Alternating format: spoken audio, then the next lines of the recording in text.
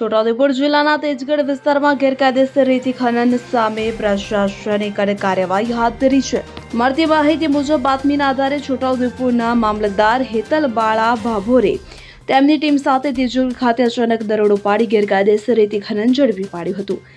દરોડા દરમિયાન સ્થળ પરથી 2 હિટાચી મશીન સહિત કુલ 5 વાહનો જપ્ત કરવામાં આવ્યા હતા, જેમાં 4 વાહનો ખનન સ્થળ પરથી કબજે લેવામાં આવ્યા હતા, જ્યારે એક રેતી ભરેલું વાહન આત્રોલી નજીકથી ઝડપી પાડવામાં આવ્યું હોવાનું જાણવા મળ્યું છે. જાણકારી અનુસાર તેજગઢ પ્રાથમિક શાળાની સામેના વિસ્તારમાં ગેરકાયદેસર રેતીનું ખનન ચાલી રહ્યું હતું. બાતમી મળતા જ મામલતદાર દ્વારા તાત્કાલિક કાર્યવાહી હાથ ધરવામાં આવી હતી.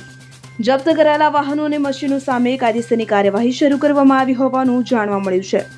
ત્યારે આ કાર્યવાહીને પગલે ગેરકાયદેસર રેતી ખનન સાથે સંકળાયેલા તત્વોમાં ખળભળાટ મચી ગયો છે. જો કે આ મામલે કેટલા વ્યક્તિઓ સામે ગુનો નોંધવામાં આવશે તેમજ ખનીજ વિભાગ દ્વારા આગળ કયા પગલાં લેવામાં આવશે તે અંગેની સત્તાવાર વિગતો હજુ જાહેર કરવામાં આવી નથી.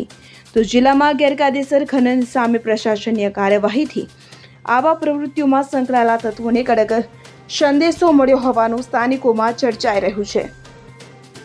ગઈકાલે રાત્રે તેજગઢ ગામે પ્રાઇમરી સ્કૂલની સામેની બાજુ ત્યાં આગળથી ગેરકાયદેસર રેતી ખનન થતું હોવાની જાણકારી પ્રાપ્ત થઈ હતી.